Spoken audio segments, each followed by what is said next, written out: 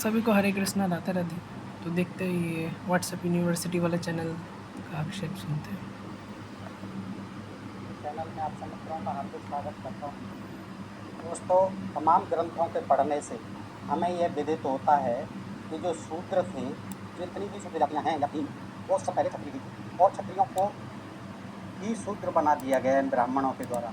जो ब्राह्मणों के यज्ञ को, वेद विधान को नहीं मानते थे, जो इनकी प्रतिष्ठा नहीं करते थे, मान प्रतिष्ठा नहीं करते थे, उनसे ही ये कुपित होकर के उन्हें साथ देते थे। और दोस्तों, ये महाभारत है दोस्तों, गीता प्रेस गोरखपुर। ये 516 पृष्ठ पर है कि इसमें अनुशासन पर्व में दिया हुआ है कि युधिष्ठिर जो है पूछते हैं और भीष्म जी बताते हैं, और फिर श्री कृष्ण जी पूछते हैं तो पृथ्वी बताती है कि ब्राह्मणों का कितना महात्म्य है, ब्राह्मणों के हाथ में क्या क्या है, और ब्राह्मणों ने किस तरह से जिस पर भी अपनी क्रोध भरी दृष्टि डाली, उसी को ही शूद्र बना दिया, उसी को ही शाप दे दिया, उसी को ही भस्म कर दिया, उसी को ही नष्ट कर दिया। तो दोस्तों, ये जो है बड़ा रोचक प्रसंग है, इससे आपको जानकारी मिलेगी कि शूद्रों का जो निर्माण हुआ इन विधि विधानों में, इनके जो नीति शास्त्रों में कहते हैं शूद्र कैसे बने। ये जो है बड़ा रोचक प्रसंग है, जानकारी भरा प्रसंग है। आपसे अनुरोध करता हूँ कि इस वीडियो को आप पूरा देखें दोस्तों। पूछते हैं युधिष्ठिर जी को किस कर्म पर ज़्यादा जोर देना चाहिए, राजा को क्या करना चाहिए जिससे कि उसका जो है शासन सुखी रहे, उसकी शासन सत्ता कायम रहे, वह किस कर्म का अनुष्ठान करने से श्लोक और परलोक में सुखी रहे, ये बताइए मुझे। तो भीष्म जी बताते हैं कि बेटा, राज सिंहासन पर आसीन होकर अत्यंत सुख चाहने वाले राजा के लिए सबसे प्रधान कर्तव्य है ब्राह्मणों की सेवा। और कोई कर्तव्य नहीं है। देश की सेवा करना या अपने राज्य की देखभाल करना, प्रजा की देखभाल करना, प्रजा को सुखी रखना, दुश्मनों से तो अब देश यही की अध्याय रक्षा पढ़ेंगे। करना, ये नहीं, ब्राह्मणों की सेवा। ये कहते हैं, भीष्म जी कहते हैं कि सबसे प्रधान कर्तव्य है राजा का ब्राह्मणों की सेवा। क्यों? प्रत्येक राजा को वेदज्ञ ब्राह्मणों और वृद्ध पुरुषों का सदा आदर करना चाहिए। नगर और प्रांत में रहने वाले बहुश्रुत ब्राह्मणों की मधुर वाणी बोलकर उत्तम भोग प्रदान कर तथा सादर नमस्कार करके पूजा करनी चाहिए। राजा जिस प्रकार अपनी तथा अपने पुत्रों की रक्षा करता है, उसी प्रकार ब्राह्मणों की भी करे, यही उसका सबसे प्रधान कर्तव्य है। ब्राह्मणों और उनके पूज्य पुरुषों की भी सुस्थिर चित्त से पूजा करे। ब्राह्मणों की ही नहीं, उनके जो पूज्य पुरुष हैं उनकी भी सुस्थिर चित्त से, बिल्कुल स्थिर चित्त से पूजा करे, क्योंकि उनके शांत रहने पर ही सारा राष्ट्र शांत एवं सुखी रह सकता है। क्योंकि जब तक ब्राह्मण शांत नहीं रहेंगे तो राष्ट्र जो है कभी शांत नहीं रहेगा। ब्राह्मण सुखी नहीं रहेंगे तो राष्ट्र भी सुखी नहीं रहेगा। इसलिए राजा को चाहिए कि जैसे भी बने अपने सेवा भाव से उनको शांत रखे। राजा के लिए ब्राह्मण ही पिता की भांति पूजनीय, वंदनीय और माननीय हैं। जैसे प्राणियों का जीवन वर्षा करने वाले इंद्र पर निर्भर है, उसी प्रकार जगत की जीवन यात्रा ब्राह्मणों पर ही निर्भर है, अवलंबित है। ये जिस समय क्रोध से भर जाते हैं, उस समय दावा नल की लपटों के समान दाहक दृष्टि से देखते हैं। इनमें बड़े बड़े साहसी इनसे बड़े बड़े साहसी भी भय मानते हैं, क्योंकि इनके भीतर गुण ही अधिक होते हैं। इन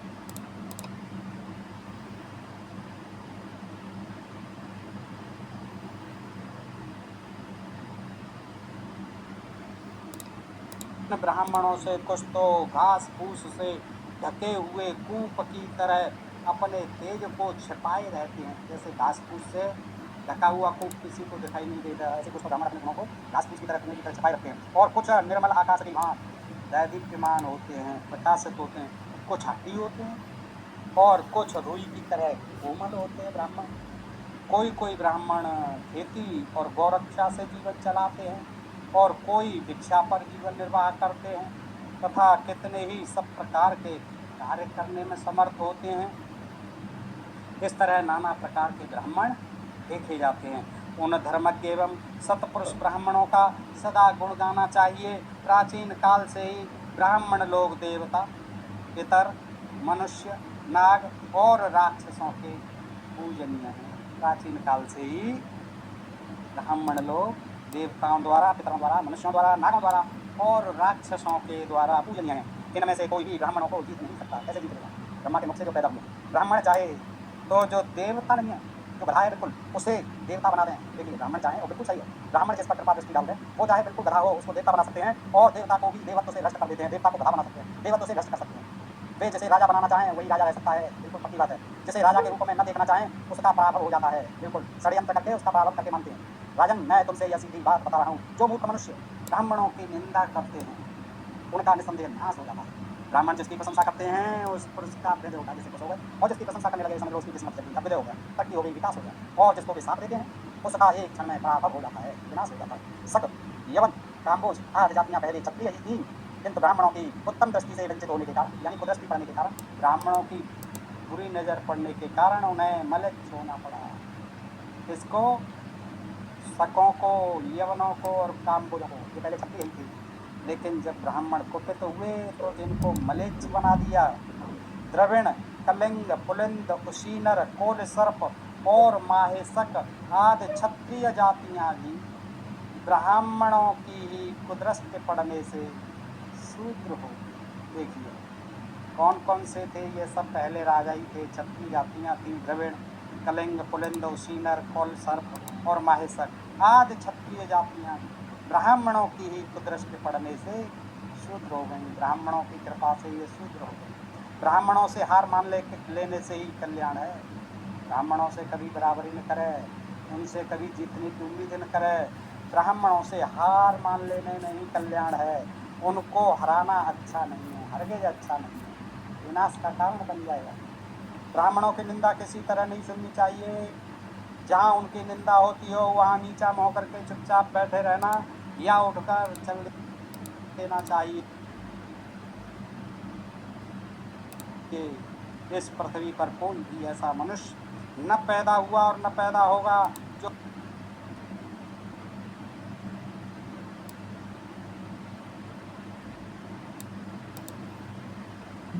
क्षत्रिय ब्राह्मणों से टकराए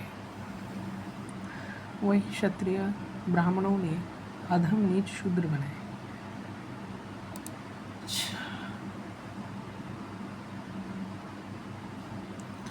शक, यौवन और कम्बोज आदि जातियां पहले क्षत्रिय ही थी, किंतु ब्राह्मणों के कृपा दृष्टि से वंचित होने के कारण उन्होंने वृषल शूद्र होना पड़ा। देखिए बनाइए जो क्षत्रिय ब्राह्मणों से टकराए वही क्षत्रिय ब्राह्मणों ने अधम नीच शूद्र बनाया। और शक, यौवन और कामबिच आदि जातियाँ पहले क्षत्रिय ही थी, ठीक है, ये क्षत्रिय थी, किंतु ब्राह्मणों की कृपा दृष्टि से वंचित होने के कारण उन्हें वृषल शूद्र एवं मलेच्छ होना पड़ा। विजय वीरों में श्रेष्ठ नरेश, द्राविड़, कलिंग, पुलिंग, उशीनर, कोलिसर्प और महिषक आदि क्षत्रिय जातियाँ भी ब्राह्मणों की कृपा दृष्टि ना मिलने से ही शूद्र हो गए। ब्राह्मणों से हार मान लेने में ही कल्याण है, उन्हें हराना नहीं चाहिए। मुझे देखिए यहाँ पे कृपा दृष्टि ना मिलने से शूद्र हो गए, कृपा दृष्टि से वंचित होने से, ठीक है। और थंबनेल में देखिए क्या लिखा है, जो क्षत्रिय ब्राह्मणों से टकराए। देखो ना, जो क्षत्रिय ब्राह्मणों से टकराए वही क्षत्रिय मतलब ध्यान से पढ़िए, जो क्षत्रिय ब्राह्मणों से टकराए वही क्षत्रिय ब्राह्मणों ने अधम नीच शूद्र बनाए। और यहाँ पे लिखा है शक, यौवन, काम्बोज आदि जातियाँ पहले क्षत्रिय ही थी, किंतु ब्राह्मणों की कृपा दृष्टि से वंचित होने के कारण, या तो कृपा दृष्टि से वंचित होने का कारण लिखा है, यहाँ टकराए वर्ड यूज़ हुआ है, देखते हैं ना, ये टकराए वर्ड यूज़ हुआ है, टकराया। और यहाँ पे लिखा है कृपा दृष्टि से वंचित होने के कारण। अब देखिए, अभी मैं इसमें क्यों फोकस करूँ कि इन दोनों में कितना फ़र्क है, पहले ये देखिए। वहाँ पे ये बोल रहे हैं कि अगर कोई क्षत्रिय देखिए फिर मैं पढ़ रहा हूँ कि उसका थंबनेल देखिए, उसका जो बोलने का जो नैरेटिव सेट करने का तरीका देखिए कि जो जो क्षत्रिय ब्राह्मणों से टकराए, जो जो क्षत्रिय ब्राह्मणों से टकराए, ठीक है, जो क्षत्रिय ब्राह्मण से टकरा गए, उनसे लड़ाई किए, टकरा गए, ठीक है, वही क्षत्रिय ब्राह्मणों ने वही क्षत्रिय ब्राह्मणों ने वही क्षत्रिय ब्राह्मणों ने वही क्षत्रिय ब्राह्मणों ने अधम नीच शूद्र बने, मतलब वही क्षत्रिय को ब्राह्मणों ने वही क्षत्रिय ब्राह्मणों ने ये मतलब फिर ब्राह्मणों ने उन क्षत्रियों को ये बनाया, मतलब टकराए, है ना। और यहाँ पे आप ध्यान से देखिए, यहाँ पे क्या लिखा है, वही मैं कंफ्यूज हूँ।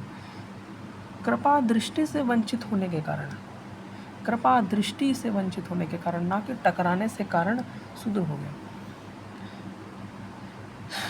अब आप देख लीजिए कि मतलब क्या, मतलब वो देखिए किस प्रकार से वो क्या चैनल का थंबनेल रखा है। उसमें लिखा है कि जो क्षत्रिय ब्राह्मण से टकरा गए, ये लोग ब्राह्मण से टकरा गए और वो शूद्र बन गए, है ना। लेकिन वहाँ पे क्या लिखा है कि वो लोग ब्राह्मण की कृपा दृष्टि के बिना शूद्र बन गए। दोनों में बहुत फ़र्क है। कृपा दृष्टि मतलब ब्राह्मण के देखभाल के बिना शूद्र बन गए, क्योंकि ब्राह्मण का कार्य क्या होता था कि रक्षा करना, धार्मिक शिक्षाएं देना, एडुकेशन देना, ठीक है। कृपा दृष्टि ना पड़ने के कारण वो शूद्र हो गए। मैं फिर बोल रहा हूँ कि अब उसने पता नहीं, देखिए यहाँ दोनों में कितना बड़ा फ़र्क है कि ब्राह्मण जितना प्रशंसा करते हैं उस पुरुष का अभ्युदय होता है, और जिनको वो श्राप देते हैं उसका एक क्षण में पराभव हो जाता है। देखिए जिनको वो श्राप देते हैं वो क्षण में पराभव हो जाता है। जिनको, यहाँ पे ऐसा नहीं बोला कि क्षत्रियों को श्राप देते हैं तो क्षण भर में शूद्र हो जाता है, ठीक है। मुझे तो कहीं भी नहीं लिख रहा, ठीक है, ठीक है। देखिए अच्छे से देखिए श्लोक को, मैं स्टार्टिंग से देख रहा हूँ। ब्राह्मणों की सेवा करनी चाहिए, राजा वेदज्ञ तथा बड़े बूढ़ों का सदा ही आदर करे। बड़े बूढ़ों का भी बात किया जा रहा है। अब बड़े बूढ़ों में तो शूद्र भी हो सकते हैं, ठीक है। देखिए फिर मधुर को वचन बोलकर ब्राह्मणों की भी पूजा, पुरुषों को शिस्तर करके पूजा करे। राजा के लिए ब्राह्मणी पिता ये सब माना गया है। फिर कोपित होकर उग्र रूप धारण कर लिया, उस समय संकल्प मात्र विरोधियों को भस्म कर सकते हैं। इसी प्रकार अब देखिए यहाँ पे वही देख रहा हूँ कि एक वर्ड को चेंज करने से कितना बड़ा मतलब चेंज हो जाता है। यहाँ पे लिखा कुछ और है और थंबनेल में कुछ दे कुछ और दिया है ना। कोई कोई ब्राह्मण खेती और गौ रक्षा से जीवन चलाते हैं, कोई भिक्षा पर जीवन निर्वाह करते हैं, कितने ही चोरी करते हैं, कोई झूठ बोलते हैं, और दूसरे कितने ही नटो तथा नाच करते हैं। कुछ हटी होते हैं। देखिए बड़े बड़े साहसी भी भय मानते हैं, इनके भीतर गुण ही अधिक होते हैं। गुण अधिक होते इसलिए तो तारीफ़ किया जा रहा है। इन ब्राह्मणों में कुछ तो घास फूस से ढके हुए कूप की तरह अपने तेज को छुपाए रखते हैं, और कुछ निर्मल आकाश की भांति रहते हैं। कुछ हटी होते हैं, कुछ रुई की तरह कोमल होते हैं। इनमें से जो श्रेष्ठ हो, इनमें जो श्रेष्ठ पुरुष हो उनका सम्मान करना चाहिए, परंतु जो श्रेष्ठ ना हो उनकी कभी निंदा भी नहीं करनी चाहिए। क्योंकि इसलिए निंदा नहीं करनी चाहिए क्योंकि उसने जो मेहनत करके जो ब्राह्मणत्व हासिल किया उसका निंदा नहीं करना चाहिए। इन ब्राह्मणों में कुछ तो अत्यंत शठ होते हैं और दूसरे महान तपस्वी। कोई के ब्राह्मण खेती और गौ रक्षा से जीवन चलाते हैं, कोई भिक्षादान जीवन निर्वाह करते हैं, कितने ही चोरी करते हैं और कोई झूठ बोलता है, और दूसरे कितने ही नटों और नाचने का कार्य करते हैं। भरत श्रेष्ठ, कितने ही ब्राह्मण राजाओं तथा अन्य लोगों यहाँ सब प्रकार के कार्य समर्थ होते हैं। अनेक ब्राह्मण नाना प्रकार के आकार आते हैं। फिर आप ये पढ़िए जीवन सत्पुरुषों का देखिए, नाना प्रकार के कर्मों में संलग्न और अनेक कर्मों से जीविका चलाने वाले उन धर्मज्ञ एवं सत्पुरुषों ब्राह्मणों का सदा ही गुण गाना चाहिए। प्राचीन काल से ही महाभाग ब्राह्मण लोग ये राक्षसों के पूजनीय हैं। देखिए ये द्विज ना तो देवताओं ना पितरों द्वारा ही जीते जा सकते हैं। देखिए, राजन मूढ़ मसम ब्राह्मणों की निंदा करते हुए नष्ट हो जाते हैं, ना कि क्षत्रिय ब्राह्मणों की निंदा कर। देखिए निंदा और प्रशंसा में निपुण लोगों के यश और अपयश बढ़ाने में तत्पर रहने में द्विज और अपने प्रति सदा द्वेष रखने वालों को कुपित हो उठते हैं। ब्राह्मण जिनकी प्रशंसा करते हैं अभ्युदय होते, जिनको वे श्राप देते हैं वो पराभव हो जाते हैं। अब देखिए, शक यौवन और काम के बीच आदि जातियाँ पहले क्षत्रिय ही थी, किंतु ब्राह्मणों की कृपा दृष्टि से वंचित होने के कारण, हाँ, उनके कृपा दृष्टि से वंचित हो गया वो। ठीक है, कृपा दृष्टि का मतलब आप समझे? हाँ, उनका कृपा दृष्टि का वंचित होने से कारण, क्या बोलूँ अब मैं। देखिए, फिर विजय वीरों में श्रेष्ठ, ये सब जितने भी है आदि क्षत्रिय जातियाँ भी ब्राह्मणों की कृपा दृष्टि ना मिलने से शुद्ध हो गई। उनका कृपा दृष्टि ना मिलने से शुद्ध हुए, उनसे टकराने से शुद्ध नहीं होंगे, उनका श्राप से शुद्ध नहीं, उनकी कृपा दृष्टि ना मिलने से, उनका कृपा दृष्टि नहीं मिला। वर्ड में बहुत डिफरेंस है, एक है कृपा दृष्टि, एक है टकराना। और वहाँ पर कुदृष्टि बोल रहा है वो, कुदृष्टि। कृपा दृष्टि ना मिला, कृपा का दृष्टि नहीं मिला, कृपा का दृष्टि, कृपा दृष्टि। यहाँ पे कृपा दृष्टि वर्ड यूज़ किया गया है, लेकिन वहाँ पे कुदृष्टि पढ़ रहा है और टकराना लिख रहा है। सबसे बड़ा बात, चलो कुदृष्टि भी पढ़ लिया, लेकिन वो वहाँ पे टकराना लिख रहा है। ब्राह्मणों से हार मान लेने में ही कल्याण है, उनसे हारना अच्छा नहीं है। ब्राह्मणों से हार मान लेने में ही कल्याण है, उन्हें हराना अच्छा नहीं है। देखिए, महिष आदि सारे जातियाँ भी ब्राह्मणों की कृपा दृष्टि न मिलने के कारण शूद्र हो गई। ब्राह्मणों से हार मान लेने में ही कल्याण है, उन्हें हराना अच्छा नहीं है। जो संपूर्ण जगत को मार डाले तथा ब्राह्मण का वध करे, उन दोनों पापियों का सामान्य मार्ग से मैं ब्रह्म हत्या मान दूँ से। अब ये सब बातें हैं, ठीक है। अब इसके बाद पृथ्वी कृष्ण का संवाद जी बताएंगे। अब पूरा देखिए थोड़ा जो ब्राह्मण के साथ क्रोध करके सुखपूर्वक जीवित रहने का साहस। देखिए, यहाँ पे लिखा है कि जो ब्राह्मणों से टकराए, लेकिन वहाँ पे लिखा है कि जिनको ब्राह्मणों की कृपा दृष्टि ना मिले वो शूद्र हो जाएगा। ठीक है, मैं मान के चलता हूँ कि मैं गलत हूँ और यहाँ पे मैं टकराना ही लेता हूँ।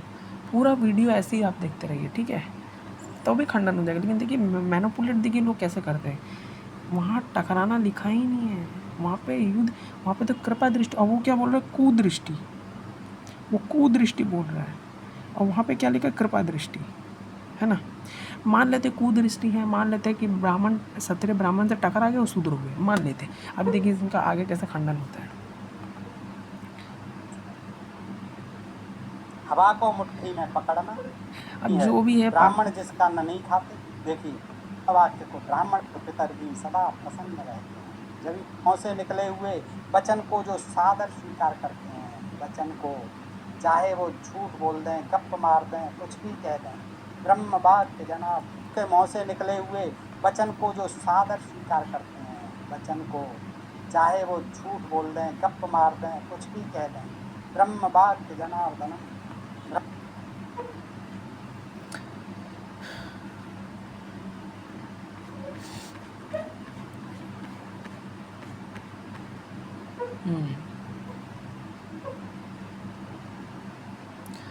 उत्तम जाति, अच्छा देखिए,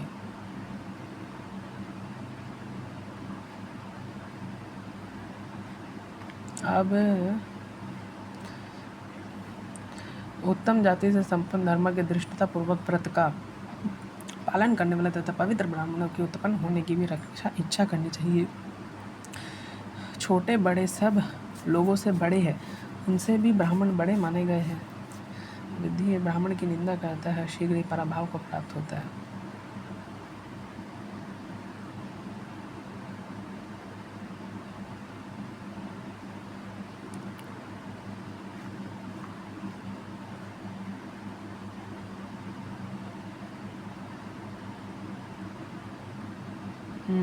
ठीक है।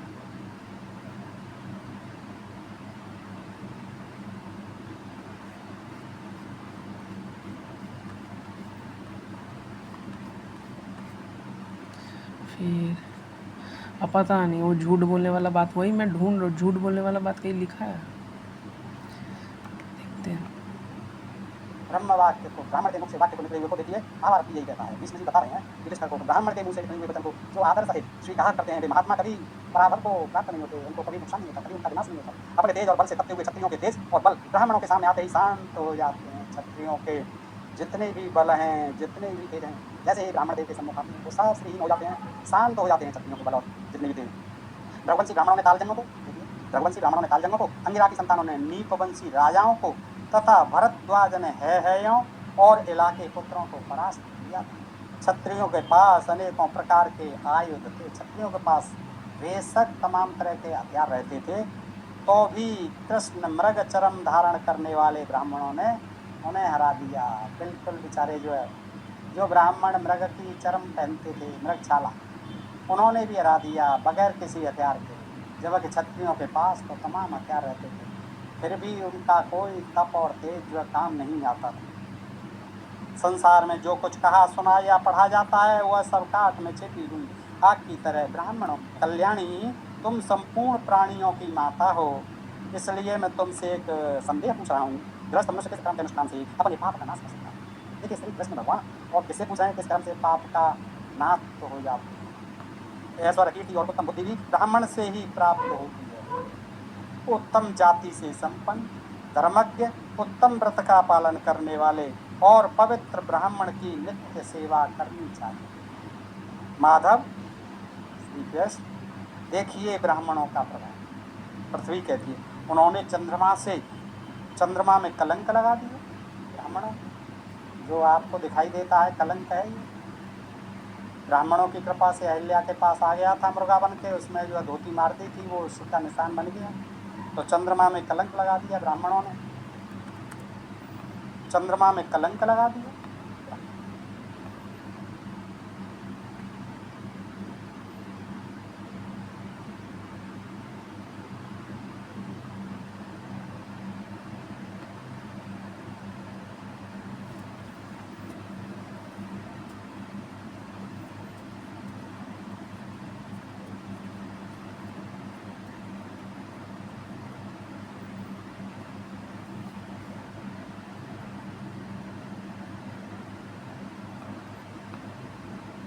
ब्राह्मणों जो आपको दिखाई देता है कलंक है, ब्राह्मणों की कृपा से अहिल्या के पास आ गया था मुर्गा बन के, उसमें जो धोती मार दी थी वो उसका निशान बन गया, तो चंद्रमा में कलंक लगा दिया ब्राह्मणों ने और समुद्र का पानी खारी बना दिया तथा इंद्र के शरीर में 1000 भग के चिन्ह उत्पन्न कर दिए। 1000 भग बना दिए।